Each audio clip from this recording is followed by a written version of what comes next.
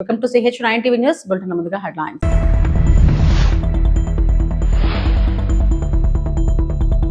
AP అగ్నిమాపక శాఖకు 58 అధునాతన వాహనాలు ప్రారంభించిన సీఎం చంద్రబాబు.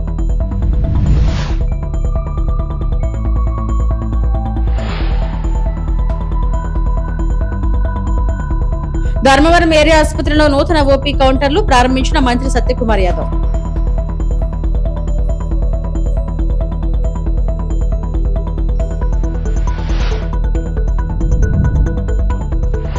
రాజమండ్రి డాక్టర్ ప్రియాంక మృతి ఘటనపై రాజకీయ దుమారం. పేర్ని నాని తీవ్ర ఆరోపణలు.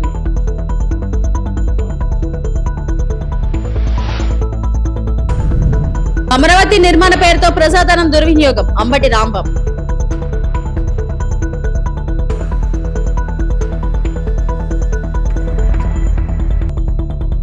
ఏపీ అగ్నిమాపక శాఖలోని మరిన్ని ఆధునిక వాహనాలు అందుబాటులోకి వచ్చాయి. అమరావతిలోని సీడ్ యాక్సెస్ రోడ్డు వద్ద 58 అధునాతన అగ్నిమాపక వాహనాలను ముఖ్యమంత్రి చంద్రబాబు జెండా ఊపి ప్రారంభించారు. ఇందులో 20 వాటర్ బౌజర్లు, 25 అధునాతన ఫైర్ ఫైటింగ్ వాహనాలు, 13 quick response multipurpose fire fighting వాహనాలు ఉన్నాయి. ఈ కార్యక్రమంలో హోంమంత్రి అనిత, అగ్నిమాపక శాఖ డీజీ వెంకటరమణ అధికారులు పాల్గొన్నారు.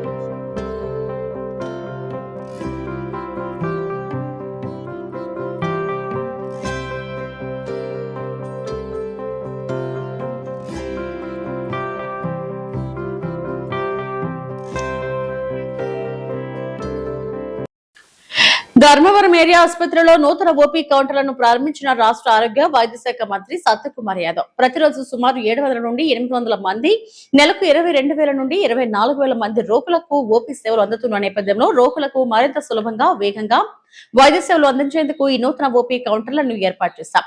గత 2 నెలల్లో ధర్మవరం ఏరియా ఆసుపత్రిలో డాక్టర్ల లభ్యత, మందుల లభ్యత, అత్యాధునిక వైద్య పరికరాల అందుబాటు పెరగడంతో ప్రజల్లో ప్రభుత్వ వైద్య సేవలపై నమ్మకం మరింత పెరిగింది. దాదాపు 2.1 కోట్ల విలువైన అత్యాధునిక వైద్య పరికరాలు, 10 పడకల డయాలసిస్ సెంటర్, బ్లడ్ బ్యాంక్ వంటి సౌకర్యాలను అందుబాటులోకి తీసుకొచ్చాం. ధర్మవరం ఏరియా ఆసుపత్రిలోనే అధునాతన లాప్రోస్కోపిక్ శస్త్రచికిత్సలు నిర్వహించేలా వైద్య సదుపాయాలను బలోపేతం చేస్తున్నాం. అలాగే మా సంస్కృతి స్వచ్ఛంద సంస్థ ఆధ్వర్యంలో ఉచిత వైద్య శిబిరాల ద్వారా మోకాలి శస్త్రచికిత్సలు, కంటి శస్త్రచికిత్సలు, కాట్రాక్ట్, రెటీనా సర్జరీలు వంటి సేవలను ప్రజలకు అందిస్తున్నాం. ధర్మవరం ఏరియా ఆసుపత్రిని మరింత అభివృద్ధి చేసి ప్రజలకు నాణ్యమైన వైద్యం ఉచితంగా నిరంతరాయంగా అందించి ఆరోగ్య కేంద్రంగా తీర్చిదిద్దేందుకు ప్రభుత్వం కట్టుబడి ఉంది. నిరంతరాయంగా ఓపీ సేవలు అందాలి, అతి తక్కువ సమయంలో అందాలి. అదేవిధంగా పురుషులకి, మహిళలకి, దివ్యాంగులకు కూడా వేరువేరుగా అందాలనే ఉద్దేశంతో ఓపీ కౌంటర్లను మనం ప్రారంభించుకున్నాం.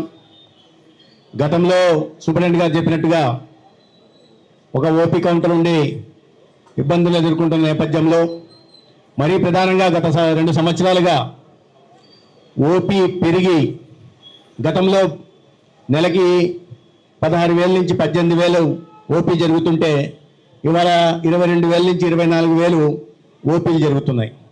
ఈ క్రమంలో ప్రజలు ఇబ్బందులు ఎదుర్కొంటున్నారు కాబట్టి దాన్ని సరిచేయాలనే ఉద్దేశంతో ఇవాళ మనం మన ఏరియా ఆసుపత్రిలో కొత్త ఓపీ కౌంటర్ను ప్రారంభించుకున్నాం. దీనికి ప్రధానంగా ఓపీకి వస్తున్న ప్రతి ఒక్కరు కూడా ఆబా ఐడి రిజిస్ట్రేషన్ చేసుకుంటే తద్వారా భవిష్యత్తులో వారి రికార్డులన్నీ నమోదవుతాయి. ఎలక్ట్రానిక్ హెల్త్ రికార్డు జనరేట్ అవుతుంది. భవిష్యత్తులో మళ్ళీ వాళ్ళ ఆసుపత్రికి వచ్చినప్పుడు మళ్ళీ చేసిన పరీక్షలనే చేయాల్సిన అవసరం లేదు. పూర్తిగా డేటా ఉంటుంది, డాక్టర్లకు అందుబాటులో ఉంటుంది. వాళ్ళ 2 పేషెంట్లను చూశాను నేను, వసంతపురం నుంచి వచ్చిన పేషెంట్లు ఉన్నారు. వాళ్ళు ఆర్థోపెడిక్ దగ్గరికి వెళ్ళాలి. ఇప్పుడు వెళ్ళి వాళ్ళని ఎక్స్రే చేస్తే మళ్ళీ ఇంకోసారి వచ్చినప్పుడు మళ్ళీ ఎక్స్రే చేయాల్సిన పరిస్థితి. దాని కారణంగా రేడియేషన్ కారణంగా ఇబ్బంది కూడా పడే పరిస్థితి ఉంటుంది. వాటిని అటువంటి పరిస్థితి రాకుండా కోసం రిజిస్ట్రేషన్ చేసే దానికి సంబంధించిన రికార్డులన్నీ కూడా కంప్యూటర్లో నిక్షిప్తమై ఉంటాయి. ఇంకోసారి వచ్చినప్పుడు ఆ మళ్ళీ ఎక్స్రే తీయాల్సిన అవసరం లేకుండానే ఆ రికార్డు ఆబా ఐడి టైప్ చేసిన కారణంగా మొత్తం రికార్డు వస్తుంది. గతంలో ఎప్పుడు వచ్చాడు, ఏం పరీక్షలు నిర్వహించుకున్నారు, డాక్టర్లు ఏ మందులు రాశారు, దాని తర్వాత ఆరోగ్య పరిస్థితి ఏంటి, మిగతా బీపీ ఎలా ఉంది లేదా షుగర్ ఎలా ఉంది, ఇట్లాంటి వీటిని కూడా వివరాలన్నీ కూడా దాంట్లో నమోదై ఉంటాయి. కాబట్టి ఆసుపత్రికి వస్తున్న వాళ్ళు కాస్త క్యూఆర్ కోడ్ని చేస్తే చాలు. ఆధార్ తీసుకురా, వాళ్ళకి ఫోన్ ఉంటే క్యూఆర్ కోడ్ని స్కాన్ చేస్తే ఆటోమేటిక్గా ఉంటుంది. దాని వివరాలు అడుగుతారు, ఆధార్ నెంబర్ అది కొట్టేస్తే భవిష్యత్తులో సులభతరం అవుతుంది. ఈ విధంగా ఇవాళ ఆసుపత్రిని పరిమితులతోనే అభివృద్ధి చేసుకునే ప్రయత్నం చేస్తున్నాం. ఇవాళ ఈ 2 సంవత్సరాల్లో మనం ఓపీ సేవలు పెరిగాయని అంటున్నాం. దానికి ప్రధాన కారణం ఏంటంటే డాక్టర్లు అందుబాటులోకి రావడం. రెండో ప్రధాన కారణం ఇవాళ కొత్తగా 5 మంది డాక్టర్లు వచ్చారు, ఒక 5 మంది తణుకు పట్టణ అభివృద్ధి తెలుగుదేశం పార్టీ అధికారంలో ఉన్నప్పుడే సాధ్యమవుతుందని తణుకు ఎమ్మెల్యే ఆర్మిలి రాధాకృష్ణ పేర్కొన్నారు. 2 ఏళ్ల నమ్మకం అభివృద్ధి సంక్షేమం కార్యక్రమంలో భాగంగా తణుకులోని 27, 30 వార్డులో నిర్వహించిన ఇంటింటికి కూటమి ప్రభుత్వం కార్యక్రమంలో ఆయన పాల్గొన్నారు. ఈ సందర్భంగా కూటమి ప్రభుత్వ 2 ఏళ్ల పాలనలో రాష్ట్ర వ్యాప్తంగా చేపట్టిన అభివృద్ధి సంక్షేమ కార్యక్రమాలతో పాటు తణుకు నియోజకవర్గంలో జరుగుతున్న పనులను ప్రజలకు వివరించారు. పట్టణంలో రోడ్లు, డ్రైనేజీలు, పార్కుల అభివృద్ధికి 2 ఏళ్లలో దాదాపు 50 కోట్లు ఖర్చు చేసినట్లు ఎమ్మెల్యే తెలిపారు. అలాగే ఇంటింటికి గోదావరి జలాలు అందించాలనే లక్ష్యంతో కొత్త వాటర్ ట్యాంకుల నిర్మాణం, పైప్ లైన్ నిర్వహిస్తున్న పనులను సుమారు 100 కోట్లతో చేపడుతున్నట్లు వెల్లడించారు.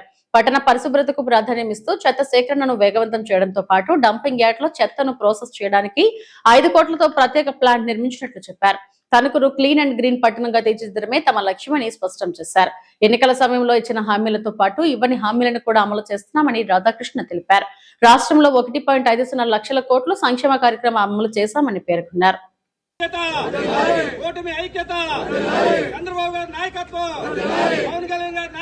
ప్రతి ఇంటికి కూడా తెలియజేసి కూటమి ప్రభుత్వం ఏ విధంగా 2 సంవత్సరాల్లో సంక్షేమాన్ని అమలు చేసింది, అభివృద్ధి చేసింది అనేది తెలియజేయడం.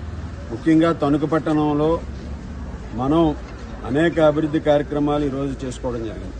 దాదాపు 2 సంవత్సరాల్లో 50 కోట్ల పైగా రోడ్లకి, డ్రైన్లకి, పార్కుల అభివృద్ధికి ఈరోజు కూటమి ప్రభుత్వంలో నిధులు మంజూరు చేసి ఖర్చు పెట్టడం జరుగుతుంది. అదేవిధంగా ఇంటింటికి తాగునీరు అందించే పథకం, గోదావరి నీటిని తరలించి ప్రతి ఇంటికి కూడా ట్యాప్ వాటర్ ద్వారా మంచినీరు అందించేటటువంటి పథకం కూడా ఈరోజు పనులు ప్రారంభించుకోవడం జరుగుతుంది.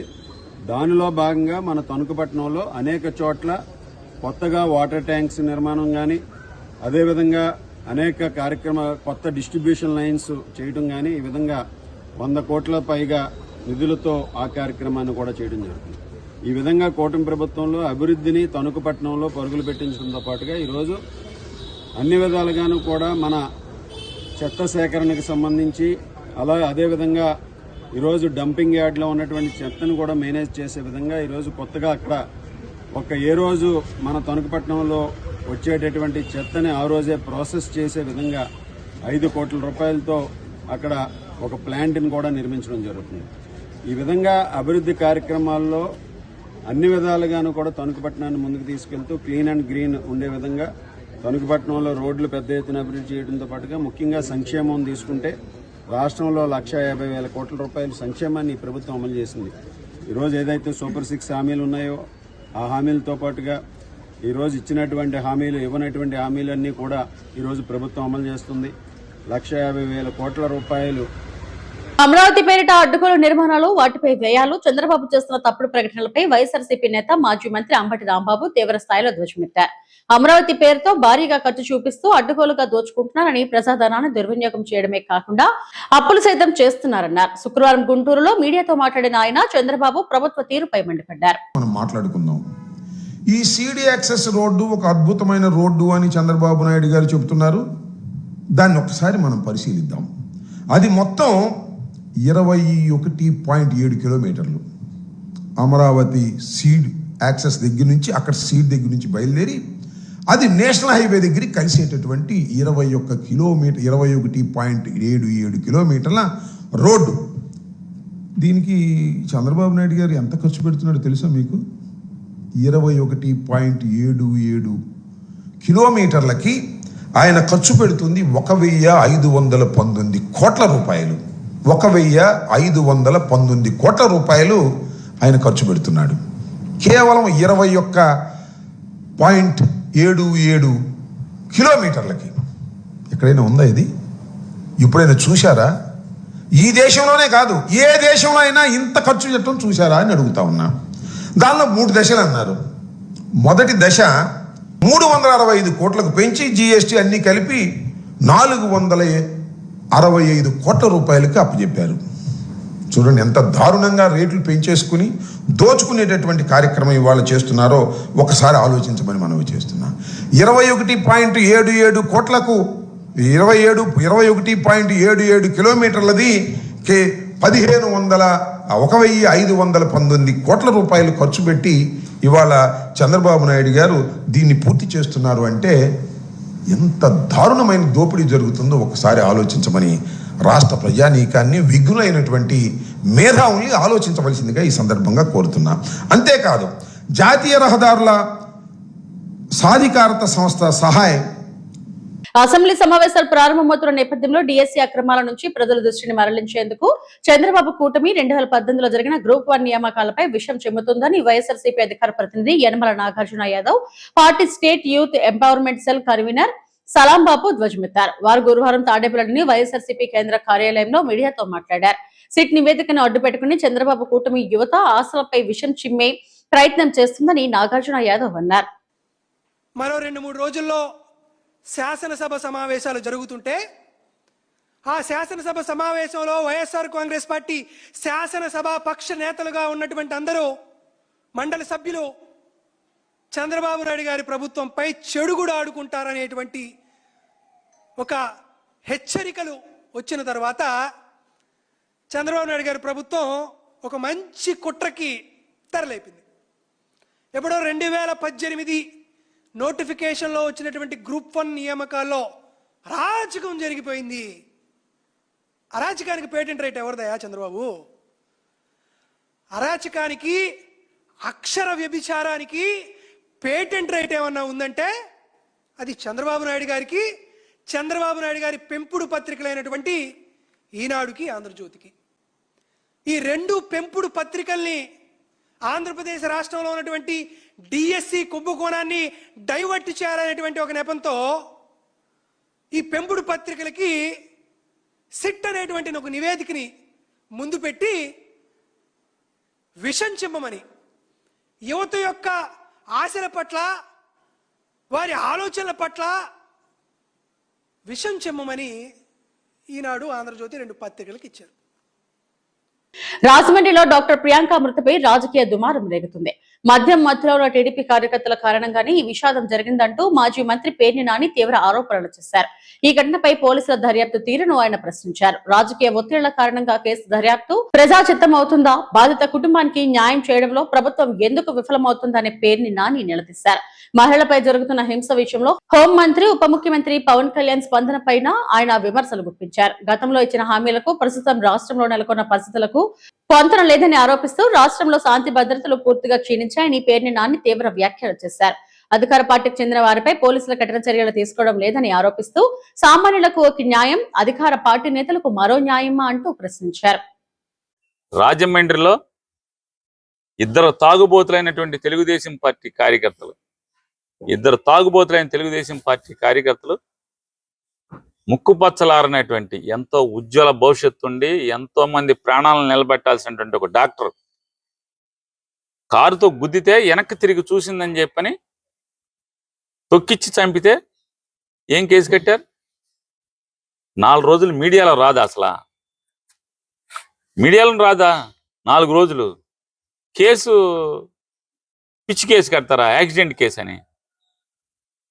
మీది పోలీసు వ్యవస్థ. సీఏని ఏం చేశారు? రాజమండ్రిలో ఆ ఎమ్మెల్యేకి వీర విధేయుడై ఎమ్మెల్యే మాట జవదాచకుండా, ఆఖరికి ఐజీ మాట కూడా లెక్క చేయకుండా, ఐజీని కూడా లెక్క చేయకుండా, భయం భక్తి కూడా లేకుండా, పోలీసు వ్యవస్థలో హైరార్కీ ఉన్నటువంటి భయం భక్తి లేకుండా ముక్కుపచ్చలారినటువంటి ఉజ్వల భవిష్యత్తున్న డాక్టర్ని, ఒక ఆడపిల్లని తొక్కిచ్చి చంపితే ఇద్దరు తాగుబోతులు. గంజాయి లేదని చెప్తావు, ఎక్కడ పడితే అక్కడ గంజాయి చిత్తూరు జిల్లాలో గంజాయి బాగా తాగి పోలీసుల్ని కాలర్ పట్టుకుని తంతే, కత్తి తీసి ప్యాష్కోప్ తీసి పొడవబోతే దిక్కులేదు. ఈ రాష్ట్రంలో దిక్కులేదు. ఆయనకి ఉప ముఖ్యమంత్రి గారికి పేకాట ఆడితే కోపం, భీమవరంలో పంచాయతీ చేస్తే కోపం. అంటే ఈయనకి నచ్చని, ఈయన తెలిసిన ఊళ్ళో ఈయనకి తెలిసిన వాళ్ళకి ఎక్కడ అన్యాయం జరిగితే మాత్రం స్పందిస్తారు. మరి ఆడపిల్లల గురించి 100 మీటింగులు చెప్పారు. ఎక్కడ మీరు వెళ్ళరా? ఇప్పుడు వెళ్ళాలి కదా, టాప్ ఎక్కువ టాప్ దిగో ఏదో రకంగా వెళ్ళాలి కదా. ఆంధ్రప్రదేశ్ రాజకీయాల్లో మరోసారి సంచలన వ్యాఖ్యలు వెలుగులోకి వచ్చాయి. మాజీ టీటీడీ చైర్మన్ భూమన కరుణాకర్ రెడ్డి తిరుపతి జిల్లా కలెక్టర్ పై తీవ్ర ఆరోపణలు చేశారు. తనపై రహస్య విచారణ జరపాలని తిరుపతి జిల్లా కలెక్టర్ వెంకటేశ్వర్ స్వయంగా ఎస్పీకి లేఖ రాశారని భూమన ఆరోపించారు. నేను పాకిస్తాన్ ఉగ్రవాదినా లేక నక్సలైట్నా, నాపై అండర్ కవర్ విచారణ ఎందుకు అంటూ ప్రశ్నించారు. అలాగే ఆ లేఖ ఆన్లైన్ లో కనిపించకపోవడంతో హైకోర్టును ఆశ్రయించామని, కోర్టుకు వెళ్లిన తర్వాత ఆ లేఖ మాయమైందని భూమన కరుణాకర్ రెడ్డి పేర్కొన్నారు. ఈ వ్యాఖ్యలు ప్రస్తుతం తిరుపతి రాజకీయ వర్గాల్లో తీవ్ర చర్చకు దారితీశాయి. దీనిపై అధికార వర్గాలు ఎలా స్పందిస్తాయనేది ఆసక్తికరంగా మారింది. ఆన్లైన్ లో కలెక్టర్ ఇచ్చినటువంటి కంప్లైంట్ ను రాత్రి 11 గంటలకి, ఎస్టర్డే నైట్ 11:30 గంటలకి అదే క్రైమ్ నంబర్ తో ఎవరైతే రిట్ పిటిషన్ 2021, 2023లో వేశారో ఆ సంబంధిత వ్యక్తి మీద ఈ రాత్రి 11:30 గంటలకి నా మీద కేసు రిజిస్టర్ చేశారు. భారతదేశ చరిత్రలోనే, క్రైమ్ హిస్టరీలోనే ఒక క్రైమ్ నంబర్ మీద ఒక ఎఫ్ఐఆర్ రిజిస్టర్ అయిపోయిన తరువాత మళ్ళీ అదే క్రైమ్ నంబర్ల మీద మరొక కేసు రిజిస్టర్ చేయటం అన్నది ఒక తిరుచానూరు పోలీస్ స్టేషన్ లో మాత్రమే సంభవించింది.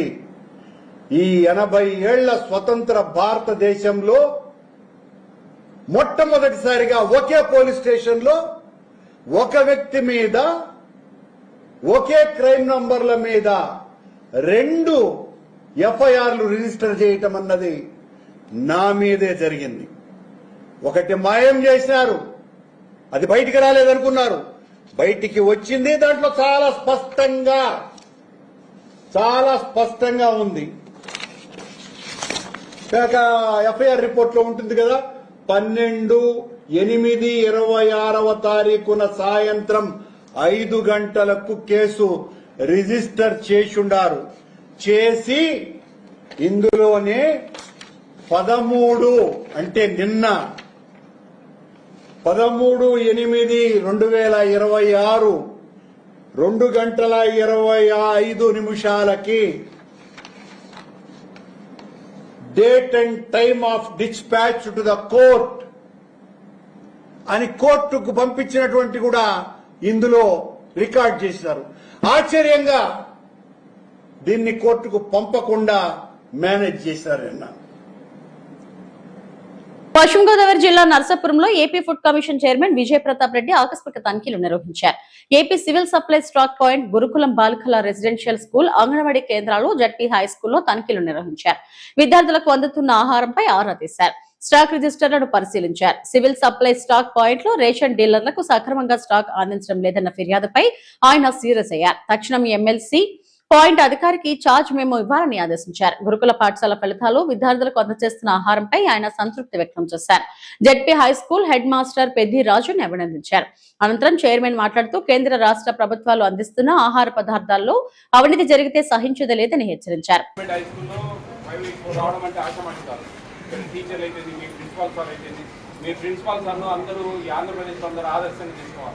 అంత మంచి ఆయన ఉద్దేశాలు, ఆయన భావాలు.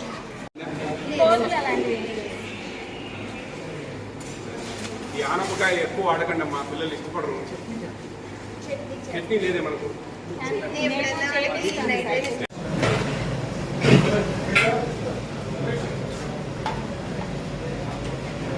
ఇచ్చారా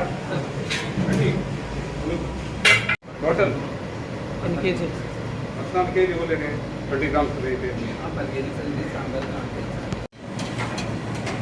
సంబంధించి నర్సాపురంలోని మెయిన్ టౌన్లో, ఈ నియోజకవర్గం టౌన్లో కొన్ని అంగన్వాడీలు, కొన్ని రేషన్ షాప్స్, ఎంఎల్ఎస్ పాయింట్, కొన్ని హై స్కూల్స్, అలాగే కొన్ని హాస్టల్స్ కూడా చూడడం జరిగింది. దీంట్లో ముఖ్యంగా ఎంఎల్ఎస్ పాయింట్ నుంచి కొంచెము రైస్ సరిగా రావట్లేదు తూకం ప్రకారము.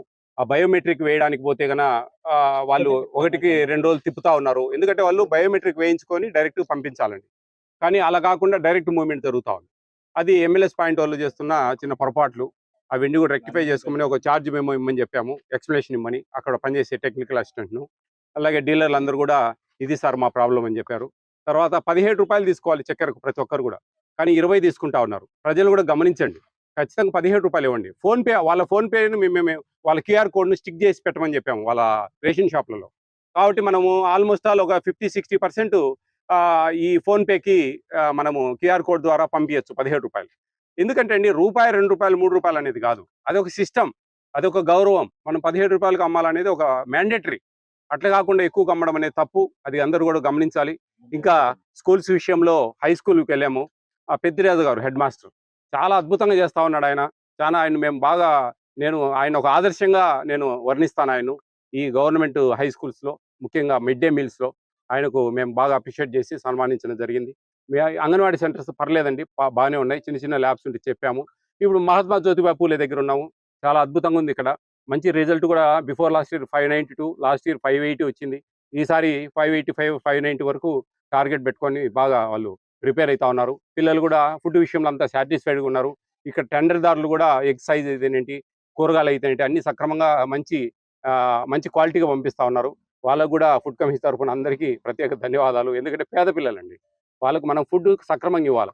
ఇక్కడ సంపాదించు అంత మినిమంగా వాళ్ళకు సరిపోయేమైన, అంతేగాని అత్యాశకు పోతే మటుకు వాళ్ళ కడుపులు కొట్టిన వాళ్ళు అవుతారు. అర్థం చేసుకోవాలి ప్రతి ఒక్కరు కూడా, పేద బడుగు బలహీన వర్గాలకు. ఆంధ్రప్రదేశ్ లో వర్షాభావ పరిస్థితులు తొలగిపోయి సమృద్ధిగా వానలు కురవాలని ఆకాంక్షిస్తూ విజయవాడ శ్రీ దుర్గా మల్లేశ్వర స్వామి దేవస్థానం ఆధ్వర్యంలో వరుణ యాగం నిర్వహించారు. శుక్రవారం ఉదయం 6:12 కృష్ణానది తీరంలోని దుర్గా స్నానమ ఘాట్ లో విఘ్నేశ్వర పూజలతో యాగ క్రతువు మొదలైంది. పండితులు కృష్ణానదిలో నడుమ లోతు నీటిలో నిలబడి వరుణ అనువాక సహిత కారక పారాయణం చేశారు. అనంతరం పాత యాగశాల వద్ద అఖండ దీపారాధన కానిచ్చారు.